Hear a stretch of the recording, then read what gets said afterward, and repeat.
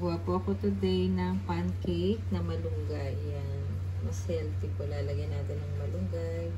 So, ang gagamitin natin ay harina, baking powder, yan. And then, sugar. Konting sugar lang. And then, itlog. Ayan. Ayan. Mix lang natin muna yung dry ingredients. And then, lagay na natin ang itlog. 1 egg. Ayan, babating ko dito ang itlog.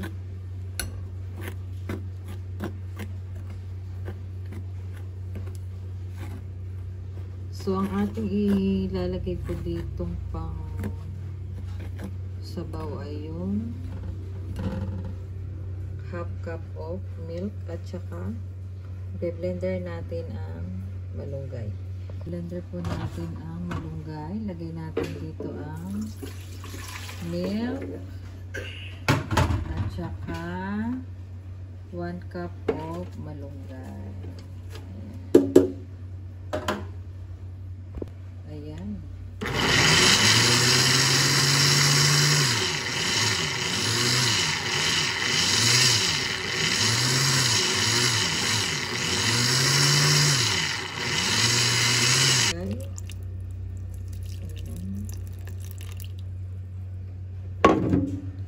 Then, haluin natin hanggang sa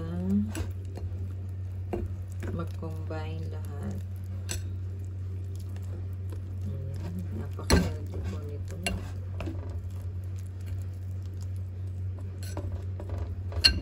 Haluin lang po ng haluin. Ayan, na-mix ko na po. Ayan, dapat ganito yung consistency na. Para hindi masyadong matigas yung pancake. And then, ready na po natin itong lutuin.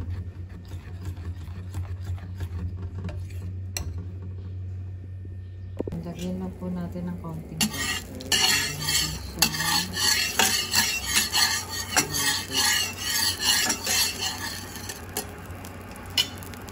And then, yung ating mixture,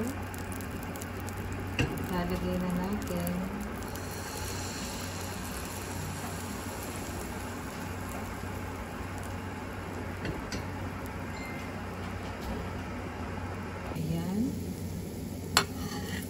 So, wait lang natin maluto.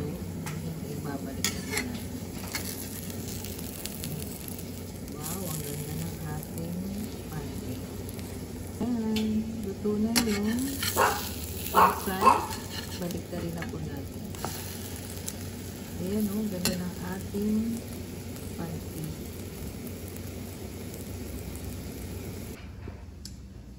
Ayan, tapos na po ang pagluluto ng pancake malunggay.